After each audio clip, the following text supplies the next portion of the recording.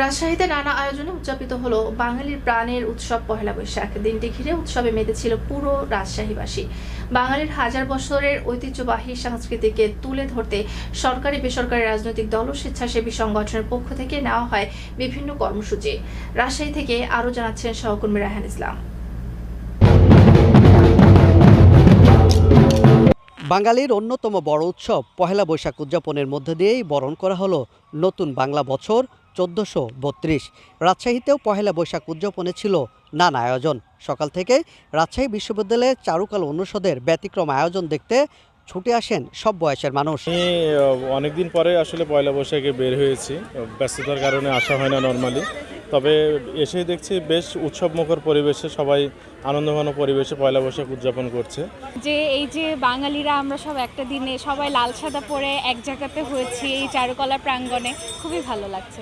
এইবারের অনুভূতি অনেক সুন্দর লাগতেছে আসলেই, কারণ আমি সচরাচর খুব একটা আসি না, তো এইবার এসে খুবই ভালো লাগতেছে। আমি নাচ টাচ দেখতেছি, গান টান শুনতেছি, নতুন বছরের আগমন, বাতাস টাতাস সব কিছু মিলায় মানে একটা বাংলার একটা ঐতিহ্যের সাথে মনে হচ্ছে মিশে গেছি আজকে। খুব ভালো, অনেক ভালো লাগছে।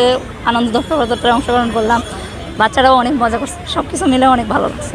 মজার এবং আনন্দপূর্ণ। আমরা যেন এইভাবে স্বাধীনভাবে পহেলা বৈশাখ উদযাপন করতে পারি এবং আমরা যেন এইভাবেই সবাই আনন্দমুখরভাবে পহেলা বৈশাখটা উদযাপন করতে পারি। পহেলা বৈশাখ বাঙালির জীবনে শুধু নতুন বছরের শুরুই নয়, এদিনে জীর্ণ পুরনোকে ছুঁড়ে ফেলে নতুনের আহ্বান।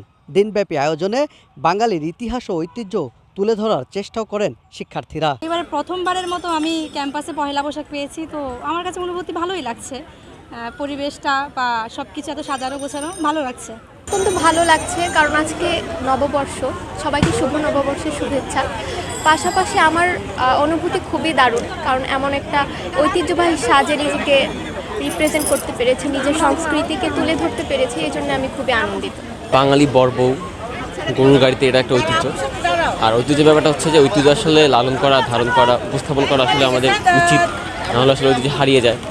পুরনো দিনের স্মৃতি মনে করতে নতুন করে আবারও প্রিয় ক্যাম্পাসে ছুটে এসেছেন অনেকেই। কারণ আমরা আসলে একই ইয়ারমেট, একই ব্যাচে পাস করেছি, তো যার জন্য অনেক পুরনো দিনের স্মৃতিগুলো আসলে মনে পড়ছে।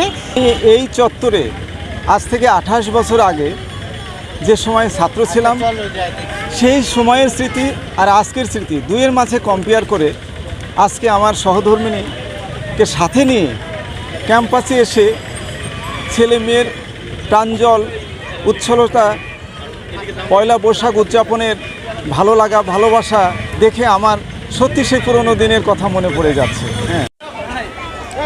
বাঙালির প্রাণের উৎসব পহেলা বৈশাখ শুধু সময়ের পরিবর্তন নয়, এ যেন হৃদয়ের টানে সংস্কৃতির আহ্বানে নতুন মাত্রার এক মিলন মেলা। বিগত দিনের দুঃখ কষ্ট ভুলে নতুন করে পথ চলতে বাঙালিকে একত্র করার এ যেন এক নতুন প্রত্যয়। রায়হান ইসলাম, মুভি বাংলা টেলিভিশন, রাজশাহী।